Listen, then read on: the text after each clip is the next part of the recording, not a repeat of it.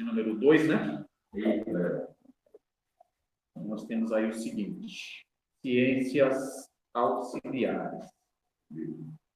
Essa parte indica aquelas que seguem em harmonia ou, em certo aspecto, juntas com a geografia bíblica. Esta verdade não podemos negar. A geografia bíblica, tanto do Antigo como do Novo Testamento, possui as suas ajudadoras. Então, nós vamos ter a geografia bíblica e a história, que é a primeira das aliadas da geografia. Alguns dizem que a história é a irmã gêmea da geografia. O estudo de uma sempre corre em concordância ou uma espécie de paralelo com o apoio da outra, haja vista que, em nosso curso do CETAD, por exemplo, teremos a história de Israel e a geografia bíblica em harmonia. Os aspectos defendem a ideia, porque muitos aspectos geográficos foram modificados ao longo dos anos, tanto pela humanidade quanto pelos fatores naturais.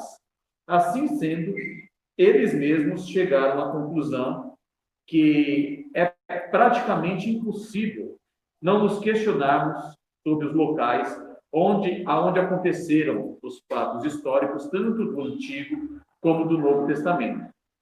Aí não restaria dúvida de que, assim como as datas e personagens relativos a fatos geográficos também sofreram modificações. Aí entra em análise histórica os pontos geográficos. Então, essa parte da história, ela vai ser a ratificação dos fatos, né? Então, nós temos a origem dos fatos, que vai ser o seu contexto histórico pelo qual ela foi apresentada, ela foi escrita e descrita por alguém que esteve perto e contou a história, alguém registrou a história nos anais da história. Nós vamos ter, ao longo de todo o período da Bíblia, quando a gente trata até de período de reis, que cada um dos reis, conforme nós já vimos anteriormente, cada um dos reis eles têm as suas crônicas pessoais, né? Por exemplo, quando a gente pega aquele caso de Mardoqueu, né? Quando Mardoqueu ele defende o rei ali da conspiração que estava diante do palácio, o rei Assuero, e isso é registrado nas crônicas do rei. Passado então o tempo, o rei ele perde o sono, então ele pede que se traga o seu livro de crônicas, né? E essas crônicas nada mais são do que as histórias, como se fosse um diário do reinado. Tudo aquilo que acontecia dentro do contexto do reinado era registrado na crônica do rei, né? Então nós vamos ter na nossa Bíblia o primeiro e segundo livro de crônicas. Esses dois livros de crônicas, eles vão tratar da história, dos anais da história, dos reis simplesmente de Judá, né? Que vai trazer esse contexto da história do povo, da Era Prometida e assim por diante, né? Que Esdras ele vai fazer questão de mencionar todos os reis da dinastia de Judá. E esses anais de cada rei, vai ter os anais de Davi, os anais de Salomão, né? Então, todas essas literaturas, elas foram escritas e elas são tidas como conteúdo histórico, né? Por quê? Muitas das coisas que aconteceram não estão dentro da Bíblia. Por quê? A Bíblia em si, ela vai simplesmente contar os fatos que são coerentes, relativos à obra de Deus, e não literalmente acerca das pessoas, das personalidades, né? Então, para isso, nós temos esses livros que serão de estudos em consequência paralela à história bíblica. Então, quando nós tratamos da história bíblica, nós temos um sentido histórico. E nós precisamos da comprovação desses fatos. Será que realmente isso é verdade? Nós podemos aqui, ao longo do nosso tempo, ou em todas as eras existentes, houve questionamento. Será que realmente isso aconteceu? Será que isso não é ficção da cabeça de alguém? Será que alguém não criou uma história e veio apresentar ela como verdadeira? Que prova que nós temos que isso realmente é verdade? Então, são questionamentos válidos, que realmente se houve ao longo dos tempos, para se chegar-se a um fim hoje. Claro que nós, por fé, nós temos a Bíblia Sagrada como livro de Deus, né? Em primeira instância, nós aceitamos pela fé. Só que essa fé, ela precisa ser racional. Ela precisa ratificar-se em algum ponto. Ela não pode simplesmente ser um vapor de fumaça, que ora está aqui e depois desaparece, né? Olha, essa fumaça veio da onde? A fumaça, ela tem que vir de algum lugar. Tem que ter um ponto de origem. E esse ponto de origem vai ser justamente a história, né? Então, nós enxergamos hoje a Bíblia como esse vapor de fumaça, certo? Mas esse vapor de fumaça, ele originou de algum lugar? Então, para tanto, nós temos a comprovação histórica de que realmente existiam aqueles lugares em que se passaram a narrativa bíblica. Realmente existiam povos que estavam à adjacência, que trazem uma comprovação que realmente esse povo existiu ali. Esse povo, ele estava presente ali. Então, existem provas de todos os sentidos, de todos os âmbitos, de que realmente a narrativa bíblica, ela é verídica. Que ao longo de todos os tempos vão aparecer críticos, e não é no nosso tempo que vai deixar de existir, e nem no pós-tempo presente vai deixar de existir, né? Sempre existirão, sempre surgirão críticos da Bíblia, que tentarão negar a autenticidade da Bíblia, né? Porque a proposta nossa em primeira instância, amém? A nossa proposta em primeira instância é apresentar a Bíblia como o livro de Deus, né? E nós temos o livro de Deus em primeira instância pela fé. Então, quando nós apregoamos pela fé, mas essa fé ela é fundamentada em quê? Então, nós precisamos de uma fundamentação. Nós precisamos de uma ratificação, né? Como de todo aquele contexto do sacrifício que Jesus ele veio fazer. Esse sacrifício que Jesus veio fazer é baseado em quê? Originado em quê? Surgiu da onde? Né? Então, nós temos aí o contexto da história de Israel, que vai denominar que existia um ritual litúrgico, tanto no tabernáculo, quanto posteriormente no templo. Que Jesus, de forma literal, ele veio ratificar esse sacrifício. Então, nós vemos Jesus como o vapor de fumaça, e nós vemos a origem da fumaça como o quê? A história de Israel.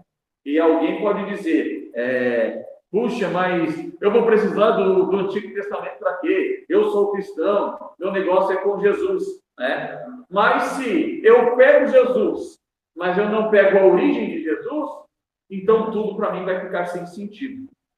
Então a geografia, ela vai atestar justamente isso, né? Aquilo que é importante de terras que realmente ocorreu as situações ali, né? É muito gratificante até quando nós passamos aqui pelas terras das narrativas bíblicas, e parece até que nós estamos dentro delas quando nós assim adentramos dentro desse contexto, né? Então nós vamos ter uma ratificação de tudo aquilo que nós aprendemos hoje acerca de Jesus e tudo aquilo que nós viemos aprendendo ao longo do seminário. Então nós temos uma substância ainda maior dentro do conceito histórico da narrativa, ok?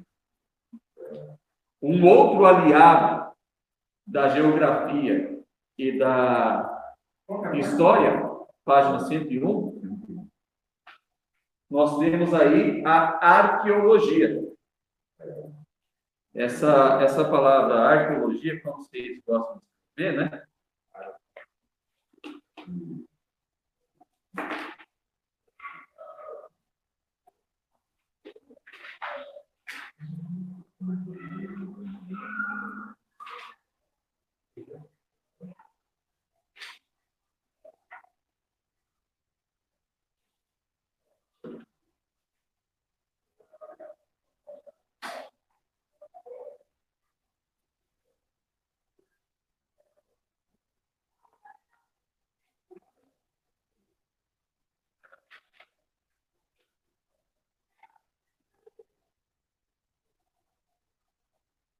Então, essa denominação arqueologia, ela vai ter um contexto de arte, né? Em primeira instância aqui do grego, arte, que significa chefe. E logia, estudo, né? Então, seria como um estudo chefe. Por quê? Porque ele vai trazer uma ratificação literal Porque eu posso contar uma história aqui do templo Coluna e Firmeza da Verdade. Olha, aqui, antes de ser o templo Coluna e Firmeza da Verdade, aqui, antes de tudo isso, era um cemitério. Então, isso vai ser simplesmente história, certo? Então, eu estou denominando, olha, aconteceu isso, isso e isso, as pessoas matavam as outras e enterravam aqui, né? E isso é uma história. Aí alguém vem e descreve esse fato. Então, nós temos algo escrito de que aqui nessa região ocorria isso, certo? E aí nós vamos dar um endereço. Olha, é exatamente aonde ficava mais ou menos o púlpito da igreja, certo? Então, nós estamos situando de forma geográfica o lugar aonde isso se acontecia. Mas até então, nós estamos sem prova. Fico dito pelo não dito, certo? Porque hoje nós temos aqui um templo, nós temos tudo coberto e nós temos algo escrito. Então, isso será que é verdade? Será que é mentira? Será que é lenda? Como é que fica esse negócio? Então, a arqueologia, ela vai fazer o quê? Ela vai escavar. Então, ela vai buscar peças, argumentos que sejam comprobatórios àquele fato, né? Quando for encontrado uma ossada, 2 ossadas, 3 ossadas, fica ratificado que aquela história é verídica e o seu ponto geográfico também. Lembra que eu falei para vocês acerca de um homicídio declarado, né? Eu chego lá na polícia e eu falo lá, olha, eu matei um homem. Eu quero ser preso porque eu matei um homem. Então, em primeira instância, eu sou autuado porque eu estou confessando um crime, certo? Porém, esse crime ainda ele está sem evidência. Eu serei levado e vou prestar uns esclarecimentos. Então, o escrivão vai tomar nota da história que eu estou contando. Dentro dessa história que eu estou contando, eu preciso descrever o local, forma geográfica. Bom, você diz que você matou alguém, você está assumindo a autoria, né? Essa pessoa realmente é uma pessoa que existe, está desaparecida, mas nós precisamos do lugar aonde que foi jogado o corpo, né? E aí eu digo, olha, eu enterrei o corpo em tal lugar. Então, eles irão comigo. E naquele lugar, aonde eu vou denominar que enterrei o corpo ele precisa aparecer. Pelo menos uma evidência do corpo. Certo? Se não houver uma evidência do corpo, eu não vou ser preso. Mesmo sendo réu confesso. Por quê? Porque se não existe uma evidência, não existe crime. Mas eu estou confessando. E essa confissão minha vai soar como loucura. Como se eu tivesse algum problema psiquiátrico. Por quê? Porque não existe uma evidência. Logo, todo aquele inquérito, ele é fictício. Ou seja, se não houver o conceito arqueológico, o conceito-chefe pelo qual a origem do fato, então tudo cai por terra.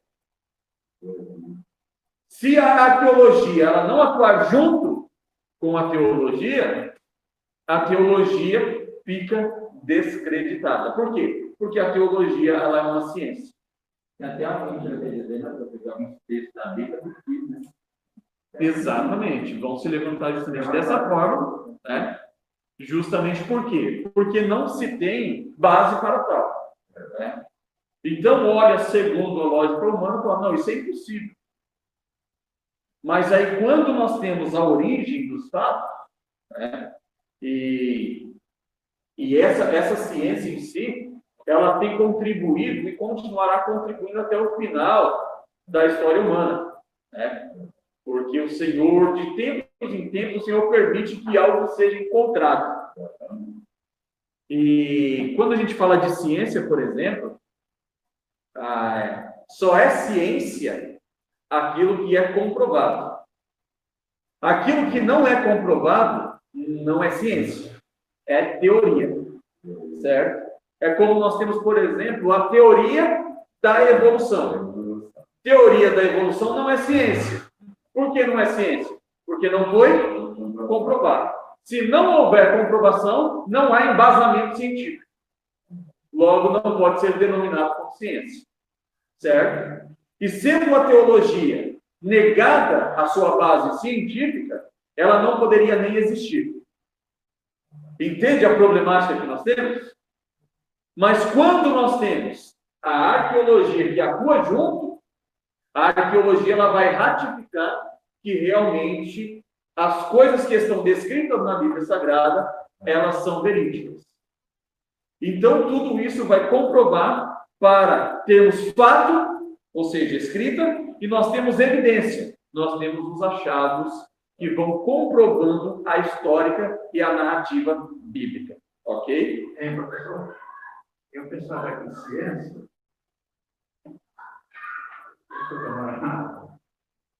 ciência seria eu tirar a água desse copo sem virar ele. Sem tomar ele, não tomar. Eu pensava que ciência seria isso, quando eu passar um projeto, essa água sair daí desse copo, sem não terminar. Eu pensava que ciência seria isso. Ciência é tudo aquilo que nós temos de conhecimento, né? Tanto que a palavra ciência, que ela vai ter o sentido de... Não é rock, mas esqueci a palavra agora. Mas ela vai ter esse conceito de conhecimento, né? Então, esse conhecimento que nós temos de algo, por que eu viro a água nesse copo? Porque eu tenho conhecimento de que o copo ele vai limitar a água. Ou seja, ele não vai permitir que a água se derrame. Agora, se eu tenho o conhecimento que a água será derramada, então o que eu vou fazer? Ao virar a água, eu tenho que ter um fim para qual eu estou virando ela. Olha, eu não quero mais tomar essa água, vou jogar lá fora, vou virar essa água aqui para que eu venha utilizá-la, mas eu tenho ciência que eu vou usá-la de alguma forma. Então, a ciência nada mais é do que o conhecimento comprobatório, certo? Então, se eu ouvir algo da parte de vocês e eu não tenho comprovação, isso é apenas teoria, né? Teoria nada mais é do que projeto, certo? Então, temos aqui o pastor Márcio que é engenheiro, né? O pastor Márcio, ele vai fazer ali o seu esboço. Ele faz o seu esboço para que depois, através desse esboço, ele tenha, então, a concretização do fato, certo? E aí eu tomo ciência daquilo de forma comprobatória. Ou seja, até então, no esboço é apenas uma teoria. Teoricamente, será assim, mas que pode ser mudado ao longo do tempo. Pastor José faz um projeto lá da construção, mas até então é apenas um projeto. Só há concretização a partir do que ele coloca o plano em prática. Quando ele coloca o plano em prática e todos nós podemos contemplar, então nós tomamos conhecimento da construção feita, ou seja, passa a ser ciência. Do contrário, é apenas teoria. É que nem dizia um dos professores que eu tive, ele dizia que um teólogo que não tem experiência espiritual, né, com aquilo que ele aprendeu, ele é apenas fariseu. Né? Ou seja, ele fala algo de que ele não vive. Né? Então, ele primeiro é fariseu para depois ele ser teólogo. Porque ele vai provando aquilo que ele vai aprendendo, né? Vocês já experimentaram isso na vida de vocês? Às vezes a gente está numa aula aqui, e aí ao longo da semana você vai viver exatamente aquilo que nós estávamos estudando. né? É experiência espiritual. Até então, aqui na sala de aula foi a teoria. Mas quando você saiu lá fora, concretizou-se, ou seja, foi a prática, né? E aí na prática alguém viu. E essa vista gerou ali algumas evidências, né?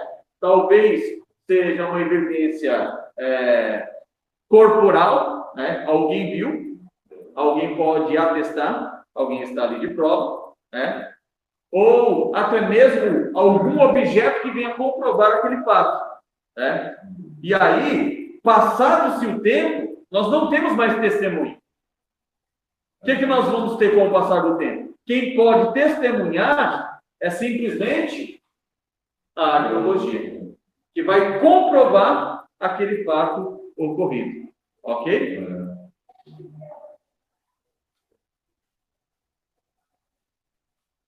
A arqueologia bíblica é o ramo da arqueologia especializado em estudos dos restos materiais relacionados direta ou indiretamente com os relatos bíblicos e com a história das religiões judaico-cristãs. A religião mais estudada pela arqueologia bíblica, a região, melhor dizendo, na perspectiva ocidental, é a denominada Terra Santa, localizada no Médio Oriente. Os principais elementos dessa ciência arqueológica são, em sua maioria, referências teológicas e religiosas, sendo considerada uma ciência em toda a sua dimensão metodológica. Por que é uma ciência? Por quê? Porque realmente foi comprovado a sua real existência com fatos, argumentos e artefatos. Certo? Então, nós vamos assistir o jornal e nós vemos lá passando a notícia, olha, foi encontrado um artefato lá na região do Oriente Médio, né? Esse artefato aqui, ele é do tempo tal, né? Porque ele vai denominar o palácio, não o palácio do Salomão, mas o palácio do rei de Faraó, de quando ele trouxe os utensílios, né, da casa do tesouro para o Iraque, né? Então, se está no Iraque, né, que é a localização atual da antiga Babilônia, então significa que, mesmo sendo do tesouro real, mesmo sendo pertencido antes a Salomão, agora, se está no Iraque, significa o quê? Que ele estava no tesouro real do rei Nabucodonosor. Então, aí tem como a gente precisar a data de quando aquele utensílio foi utilizado. Mas se o mesmo artefato ele for encontrado ali na região de Jerusalém, ele é pertencido a uma data ainda mais atrasada. Ou seja, ele é desde o período salomônico, né? Ou, supostamente, dos reis que o sucederam. Certo? Então, esses artefatos, eles vão trazer a comprovação histórica de que realmente isso era tudo verdade. Ou seja, ocorreu literalmente essa situação naquele passado que nós temos descritos em história narrativa. Os principais elementos dessa ciência arqueológica são, em sua maioria, referências teológicas e metodológicas. Assim como se dá com os registros históricos de outra civilização, os manuscritos descobertos devem ser comparados com outras sociedades contemporâneas da Europa, Mesopotâmia e África. Por que nós temos aqui essas três regiões denominadas? Porque aqui nós estamos falando até então de mundo antigo. Por quê? Porque aqui do nosso lado, até então, não era habitado. Lembrando, nós temos 10% da idade de Israel, né? Então, aqui nós estamos no novo mundo. O lado de lá é o velho mundo. Então, o velho mundo, tudo aquilo que for encontrado em sentido de antiguidade, precisa ser relacionado ao antigo mundo, ou seja, aonde haviam as civilizações, quem era que trabalhava com isso, né? Quem era que utilizava dessa forma, né? Então aí nós temos a origem dessas coisas. Aí fica fácil de se entender porque estão correlacionadas. Sim, é que achados arqueológicos foram desenvolvidos em pontos geográficos e explicados pela história. Se amanhã ou depois que vocês aí quiser desenvolver-se na área teológica, né, vocês vão chegar aí até o bacharel em teologia. E chegando ao bacharel em teologia, vocês querem dar continuidade, uma pós-graduação. Olha, eu quero fazer uma pós-graduação em arqueologia bíblica, né? Então, aqui nós temos apenas um indício do que ela é, né? Então, cada um vai adquirir um desejo por uma área diferente. Mas aqui, aqueles que se dedicarem a essa importante tarefa, eles serão construtores históricos. Por quê? Eles sempre serão lembrados ao longo de toda a história.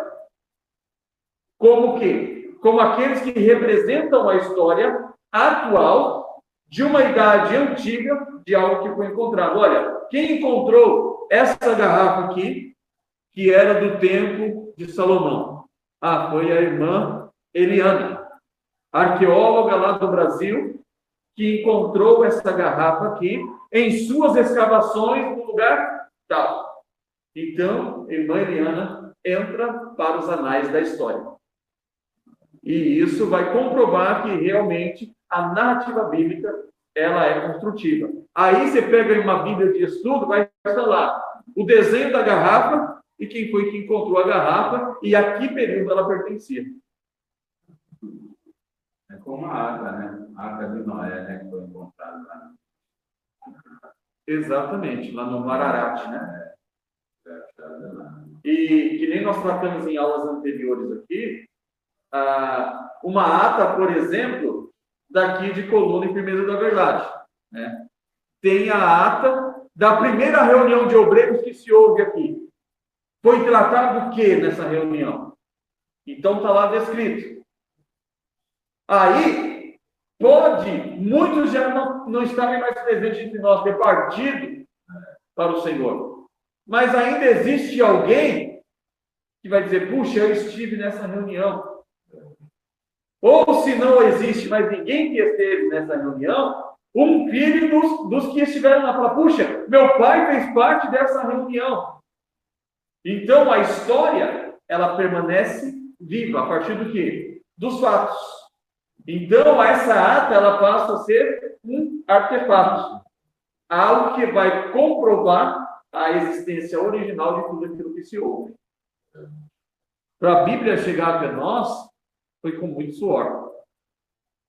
A gente pega a Bíblia aí facinho na mão, né? Você vai lá e compra lá R$10 uma Bíblia, R$20 uma Bíblia, você pode ter 50 Bíblias se você quiser, né?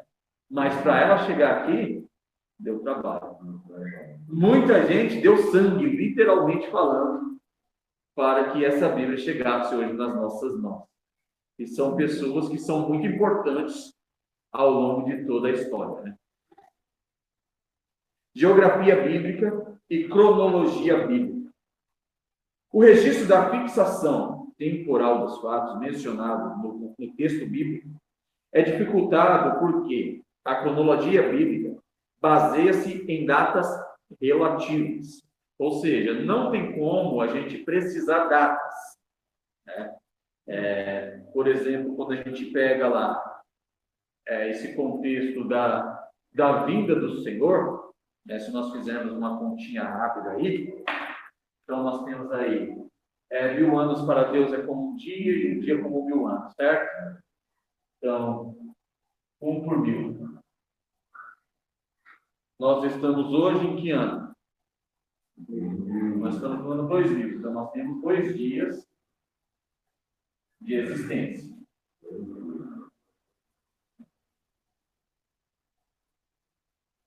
certo? Estamos caminhando para o terceiro, porque passamos de 2000, certo? Beleza. Os judeus estão em que dia?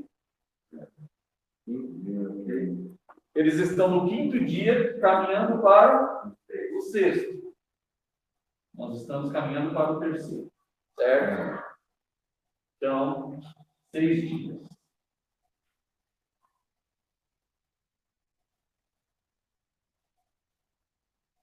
Certo? Então, tá bom. Nós entendemos que o ciclo completo, o número da perfeição de Deus é qual?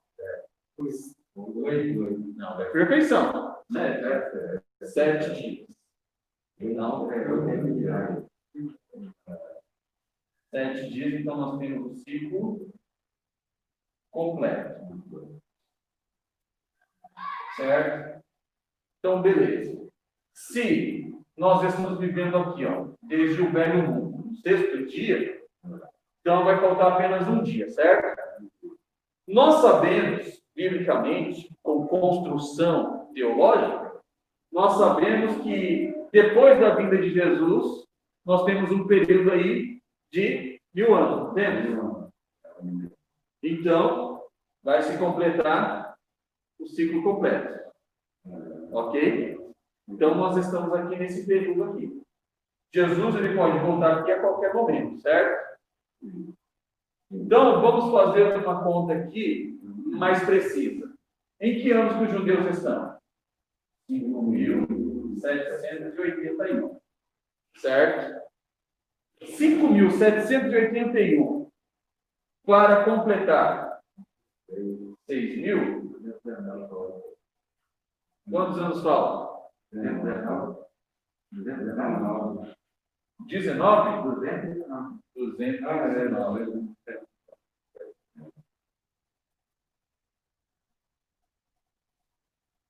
Então, nós entendemos que Jesus ele vai vir antes do milênio, certo?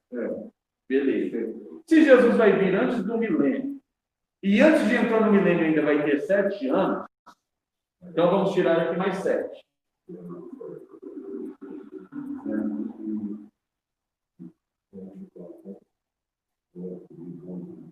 212. Então teria ainda 212 anos para Jesus voltar. Que ano nós estamos? 2020. Mais 212.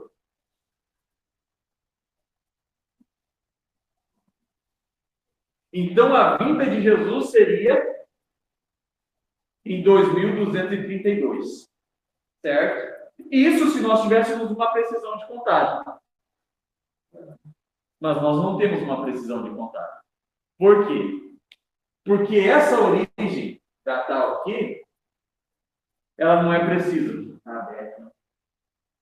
Ela é parecida. Então, o que acontece? Pode ser uma variação, tanto para mais, quanto para menos. Que nós estamos perto do fim, isso é latente. Mas, e se a defasagem de data aqui for de 212 anos? Jesus volta hoje. Se a defasagem de data aqui for de 2 anos, daqui 2 anos Jesus volta. Então, quando o Senhor ele diz que aquele dia e hora ninguém sabe, é porque a contagem humana ela não é precisa. Só ele sabe quando foi a origem.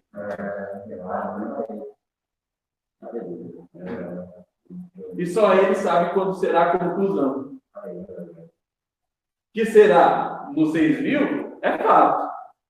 Agora, se essa contagem aqui está defasada para mais ou para menos, só ele é quem sabe. Então, nós não temos aqui uma cronologia. Não tem como nós precisarmos, quando a gente fala de cronologia, nós estamos falando de cronos.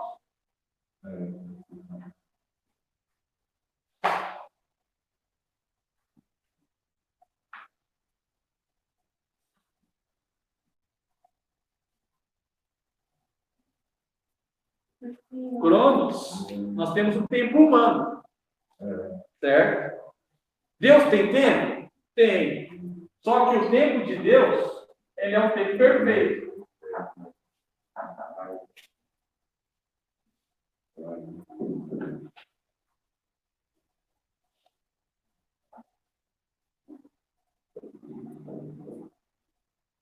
Para Deus, passado, presente e futuro é a mesma coisa.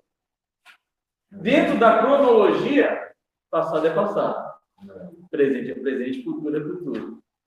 Dentro do Kairos, passado, presente e futuro é a mesma coisa. Tudo é presente, tudo é passado e tudo é futuro. Nós estamos limitados ao Cronos. Dentro do Cronos, nós adentramos dentro dessa vontade. E aí nós ficamos perdidos por quê? Porque a origem disso não está precisa. E aí nós não temos uma cronologia correta dos fatos. Até mesmo dentro dos fatos históricos que nós temos, nós vamos ter uma defasagem de datas. Então, essas defasagens de datas, elas podem variar, às vezes, para 7 anos a menos, ou para 7 anos a mais. Ou seja, em todo o sentido datal, nós podemos ter uma variação de 15 anos. Isso quando a gente precisa datas. Pode haver uma variação para mais ou para menos. Então não tem como a gente ratificar uma data passada. Como a gente não ratifica uma data passada, então nós vamos tentar basear cronologicamente as datas. Tentar colocar no lugar adequado. Tentar colocar no lugar certo. Olha, foi mais ou menos na época tal. Por isso, isso e isso. Sempre aproximado. Exatamente. Sempre com sentido de aproximação. Ok? Então, o registro da fixação temporal dos fatos mencionados no texto bíblico é dificultoso, porque a cronologia bíblica baseia em datas relativas. Embora alguns pontos poderá estar ainda mais longe que um consenso, em outros haver divergências de entendimento, nós podemos construir um quadro histórico seguro, de acordo com o conhecimento. Conhecimento é ciência. Conhecimento atualmente disponível. Ou seja, com o conhecimento atualmente disponível, nós podemos fazer contas. Certo? Por quê? Isso aqui é a ciência matemática. Então, a partir disso, nós vamos fazendo uma construção. Nós vamos construindo fatos mediante aquilo que nós conhecemos. Quando nós falamos de Bíblia Sagrada, nós estamos falando de língua portuguesa. Nós estamos falando de línguas estrangeiras. Quando nós falamos de Bíblia Sagrada, nós estamos falando de história. Quando nós falamos de Bíblia Sagrada, nós estamos falando de geografia. Quando nós falamos de Bíblia Sagrada, nós estamos falando de futuro. Quando nós falamos de Bíblia Sagrada, nós estamos falando de filhos. Quando falamos de Bíblia Sagrada, nós estamos falando de pais, de ascendente, de descendente. Nós estamos falando de passado, nós estamos falando de futuro. A Bíblia Sagrada é um livro que contém todas as ciências. Então, todas as ciências sistematizadas, elas vão contribuir para o compreendimento da Bíblia. Se eu não tivesse aprendido matemática, eu conseguiria compreender a Bíblia? Não. Primeiro que eu ficaria perdido quando o pastor vai ler e vai dizer, olha, você vai ler no capítulo 2. Se eu não sei o que é 2, se eu não sei nem o que é capítulo, então seria impossível. Então todas as ciências, elas são importantes relativas à Bíblia. Você já tinha imaginado que ao estudar a Bíblia, você estudaria todas as matérias? A Bíblia, ela fala de tudo. Ela fala de tudo. Ela fala de loucura, de lucidez, de sexualidade, de entorpecimento.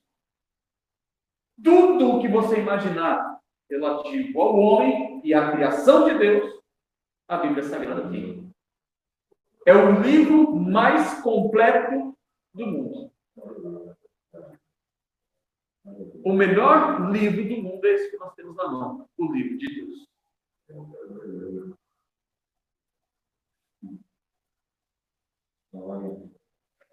Para os historiadores, recorrerem às fontes extra-bíblicas para fazer datações absolutas são estas que nos permitem datar, por exemplo, em que ano ocorreu a Batalha de Carquemes, que foi aproximadamente 605 a.C.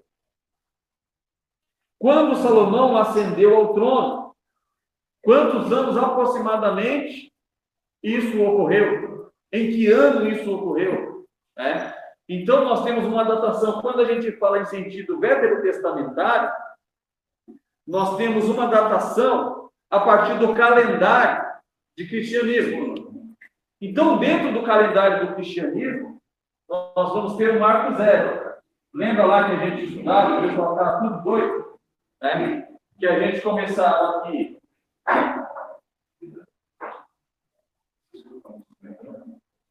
do 4.000 e a gente ia diminuindo até chegar no zero. Do zero para cá, nós estamos aí em 2020. Isso daqui é calendário cristão. Dentro do calendário cristão, nós temos essa datação, certo? E aí, nós temos o seguinte, o ano em que ocorreu o dilúvio, aproximadamente. O ano em que ocorreu o dilúvio foi aproximadamente 1600. 1625, aproximadamente. Certo? 1625, mas veja só, aqui a gente está no 4.000. Só que isso daqui é calendário judaico. Eles contam a partir do zero, para que eles obtenham esse número aqui. Então, aqui na contagem deles, esse marco zero não existe. Então, eles vêm direto, por isso eles estão 5.781. Isso é ciência. Ciência histórica, ciência cronológica, ciência matemática. Então, a datação deles vem aqui. Então, esse fato que ocorreu nesse período aqui. Dentro de um conceito cristão, nós vamos contar aqui de lá para cá. Ou seja, aqui nós denominamos antes de Cristo. Por isso, ao você fazer um estudo para trazer uma mensagem, um estudo particular, quando olhar a literatura, procura ver o contexto datado. Porque, às vezes, pode estar constando lá a data do calendário judaico, que ela é crescente. Certo? E no calendário cristão é decrescente. Ela está caminhando para o zero. Quando a gente pega esse contexto aqui, para nós, em tese, aqui, o dilúvio aconteceu aproximadamente com 2.000 anos de história. Certo? Então, e o que a gente vê a maioria dos pregadores pregar, mais ou menos também nessa base. Está dentro dessa cronologia. Certo? Então, veja só. 2.000 aqui. 2.000, se nós temos 4.000 anos de história aqui aproximadamente. Certo? 2.000. Então, se nós formos denominar isso aqui no calendário cristão, como ficaria? Eu arredondei aqui para ficar mais fácil. 2.000 anos. 2.000 antes de Cristo. Ou seja, nós estamos contando daqui para cá. Certo? Então, se tem 4.000 anos de história, certo? Daqui até aqui, e mais 2.000 daqui até aqui, então veja só, nós temos essa cronologia aqui, certo? Então, nós temos 2.000 para cá e 2.000 para lá. Teoricamente, nós estamos no 6º dia de existência. Está confuso? Ou está claro? Clareando, né? Acendendo a luz, né? É nesse 6º dia de existência que a maioria dos teólogos tem aquela base de muitos acontecimentos acontecerem agora, antes de completar os 6.000 anos. Né? Sim. É o que eu vejo mais. Eu assisto aquele programa no rádio, né, de manhã, musical e é só o teólogo lá discutindo tempo, data, a cronologia dos tempos. Né? Inclusive, ele estava discutindo sobre o grande arrebatamento que um estava dizendo vai ser na grande tribulação, não vai ter. Aí o outro estava defendendo que não está acreditando nisso. Não pode ser. E aí ele estava provando também, eles têm que provar. Sim, é lógico. Tem que provar o quê que você falou aí? A tese. Vocês ouviram? Provar a tese. Por que é tese? Por que é tese? Teoria. Porque é teoria. Então, uns vão ser adeptos de uma teoria e outros de outra teoria. Por que ainda não é ciência? Porque não houve a comprovação. O que vai ser a comprovação? O arrebatamento, a evidência. Só o arrebatamento que vai comprovar quem está certo e quem está errado. Ou seja, esse vai ser um debate sem fim. Ninguém vai chegar a ponto algum até ter a evidência. Claro que, biblicamente, você tem as evidências históricas que vão te levar a um pensamento. Outros vão usar a evidência histórica para comprovar o argumento deles. Então, os dois têm que provar de que jeito? Biblicamente. E eu acho algumas coisas que eles falam, até bate com as suas aulas aqui, que tem um que não é assim mesmo. Afirma. Né? Eu só deixei de assistir um programa do Novo Tempo, por causa de uma frase que o professor falava. Pelo menos os adventistas acham que quando alguém tira a sua própria vida, ele adquiriu a salvação. Aí complicou tudo. Aí eu falei, agora ninguém não, certo? E segundo a história, ninguém pode tirar a sua própria vida. E, na verdade, não é só o adventismo que professa isso, né? Mas existe cristãos no nosso meio que professam isso. Inclusive, Denominados teólogos. Inclusive, eles mostram a tese que há salvação para quem para quem acredita no. Mas esse pessoal que bate o pé e afirma categoricamente que vai ser depois da tribulação, né? Ou no meio, como alguns acham que é, em meio à tribulação. Então, esse pessoal, a tendência seria deles ficar para lá, se caso aqueles pré-tribulacionistas estão corretos, como é a forma da gente pensar, então, certamente, esses outros, a maioria vão ficar aí, então. Porque, na verdade, eles acabam vivendo uma vida condizente à sua crença. Né? Então, olha, se eu penso que o arrebatamento ele vai ser depois da tribulação, então, automaticamente, eu começo a viver hoje uma vida dissoluta. Por quê? Porque eu estou aguardando uma evidência para o arrebatamento, certo? Então, veja só, o anticristo apareceu. Olha, agora eu vou me consertar. Agora eu fico esperto.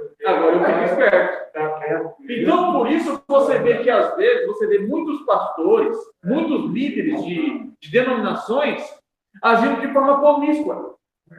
Por quê? Porque a crença deles os condiciona a viverem dessa forma.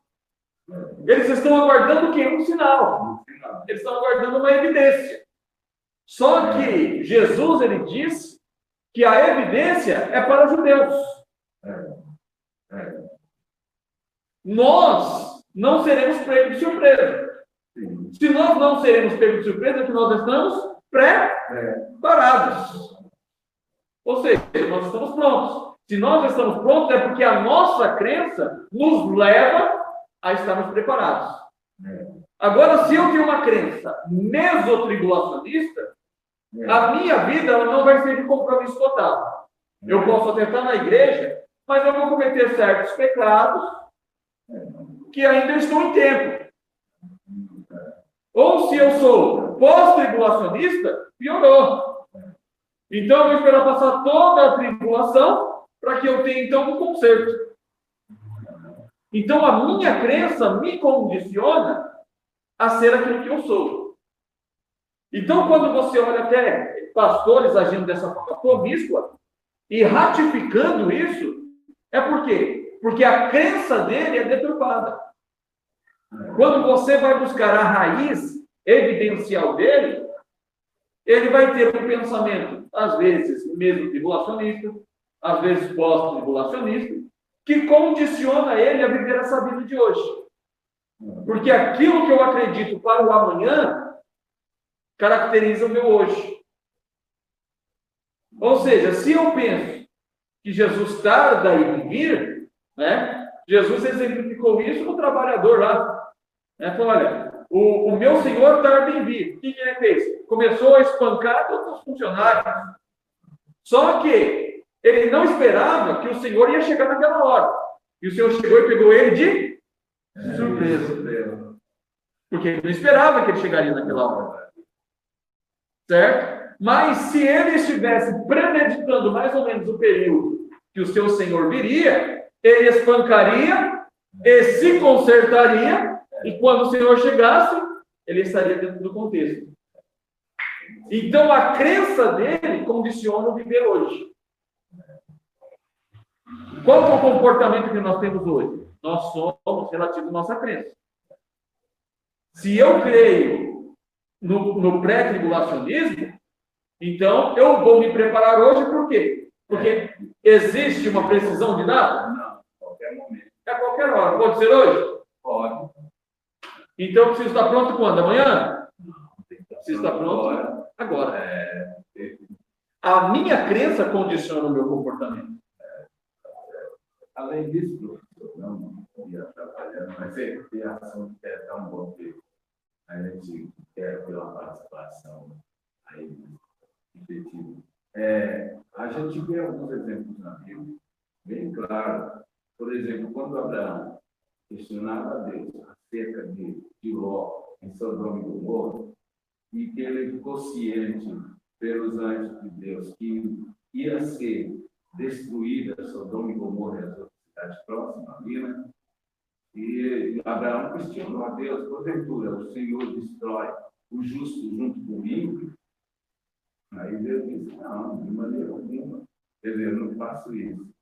Deus provou ele. Então, o que fez? Tirou Ló da cidade, mais as filhas, a mulher olhou para trás, a gente já sabe a história, mas livrou eles, tirou do meio. E depois, Enoque, antes do dilúvio, que era a pessoa que verdadeiramente tinha Deus mesmo no coração e na vida com Deus, né? O que Deus fez? Deus podia ter deixado Enoque para entrar com Noé junto na água, para fechá-lo. Não poderia, tranquilo, não estava tão longe. Não é um período de Deus. Mas Deus fez o que? Arrebatou antes, porque Deus já vislumbrava realmente o dilúvio. Mas também não deixou Noé perecer. Na verdade, ele não arrancou do meio, mas ele providenciou o estado. Exatamente. Então, Deus sempre preservou o rio. Não vai, numa grande tribulação, os fatos mostram que vai ser muitas catástrofes seguidas, como que Deus poderia estar providenciando esse livramento para tanta gente, em vários continentes, né, da Terra, de muitas nações, que tem igreja espalhada para todo lado, com um grau de destruição tão grande como esse que a Bíblia prevê no Apocalipse. Né? O mais lógico seria tirar do meio. Exatamente. Exatamente. E aí, é esse contexto que o senhor está falando, nós estamos falando de oportunidade, né? Então, se a gente pegar, por exemplo, o relato de Abraão, Abraão, ele tocou justamente num ponto específico em Deus. Ele partiu para a justiça divina. Mas é por quê? Porque o Abraão estava preocupado, em primeira instância, com o seu parente, né? Em consequência, com os demais habitantes. Mas aí ele vai tentar interceder por todos, englobado ali seu parente. Ele vai falar: Senhor, o Senhor vai destruir o justo junto com o ímpio? Ele diz: não. Abraão fica mais tranquilo. Mas eu vou destruir Sodoma. Senhor, mas se tiver 100 justos lá? Não, eu vou destruir. Mas eu vou destruir. Senhor, se tiver 50? Se tiver 50, eu não destruo. Mas eu vou destruir. Ou seja, não tem 100, não tem 50. Senhor, e se tiver 10? Se tiver, eu não destruo. Mas eu vou destruir. Então a coisa está feia. A resposta está dando concreta já. Aí o que ele faz? O Senhor entende, né, qual que é a essência da oração do Abraão, dessa intercessão, e diz: olha, eu vou enviar a providência. Né? Eu vou enviar a providência, oportunidade para que eles saiam de lá. Certo? Aí vai enviar lá os anjos. Não significa que ele seria salvo. Não significa que o Ló seria salvo, que a sua esposa seria salva, ou que seus filhos seriam salvos. Não significa isso. Significa que eles estavam tendo oportunidade pela oração. Aí os anjos chegaram até a casa do Ló. Os anjos propõem: vamos sair daqui. Não, vamos deitar, vamos descansar um pouco. Não, vamos sair daqui já. Pega o que você quer pegar e vamos embora. É agora. Então, ali ele teve a oportunidade de tomar uma decisão. Não, eu vou. Aí sai ele, a sua esposa e suas filhas. Só que a sua esposa, ela estava mais ligada lá do que fora. Ou seja, ela rejeitou a oportunidade que ela teve. Os 3 saíram. E Deus destruiu a cidade. Oportunidade eles tiveram. Mas pela oração do Abraão era para ter sido salvo. Mas por que não foi? Porque eles escolheram isso. Então, veja só, hoje nós temos aqui uma intercessão. Nós oramos aqui pelos nossos filhos, nós oramos pelos nossos parentes. Significa que eles serão salvos? Não. Significa que eles terão oportunidade de serem salvos. Mas se eles rejeitarem a oportunidade e nós formos tirados, eles vão perecer junto com esse mundo. Por quê? Porque eles rejeitaram a oportunidade. Se rejeitou a oportunidade, não tem jeito. Tem jeito. Eu vou orar pelo se o senhor é meu parente. Eu vou orar pelo senhor, para o senhor ser salvo. O senhor aí. Vou orar pelo senhor. Certo? Significa que Deus vai te salvar? Porque eu sou pastor? Não. Deus ele vai te conceder? Aí, chega a irmã Eliana e prega para o senhor. Certo? Se o senhor der ouvido, o senhor vai ser salvo. Mas a irmã Eliana foi pregar para o senhor por quê? Porque ela foi a oportunidade mediante a minha oração. A minha oração não salva ninguém. A minha intercessão, ela concede oportunidades. Certo? Não existe oração milagrosa para salvar ninguém.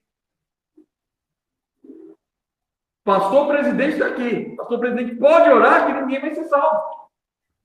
Ele vai orar e Deus vai dar oportunidade. Cada um vai ser salvo por aceitar a oportunidade. Do contrário, sem chance. Quando a gente entra nesse contexto de tribulação, pré-tribulação, pós-tribulação, nós estamos no período da oportunidade. Hoje se chama oportunidade. Eu tenho oportunidade Mas a minha crença vai me condicionar para a forma que eu vou viver. Se o Ló tivesse pensado, não, Deus não vai destruir agora, não. Vamos ficar aqui, ele ia perecer junto. Por quê? Porque a crença dele iria condicionar o comportamento atual dele. Por que as pessoas hoje estão na igreja e elas agem erroneamente? Porque elas acham que o Senhor não vai voltar hoje.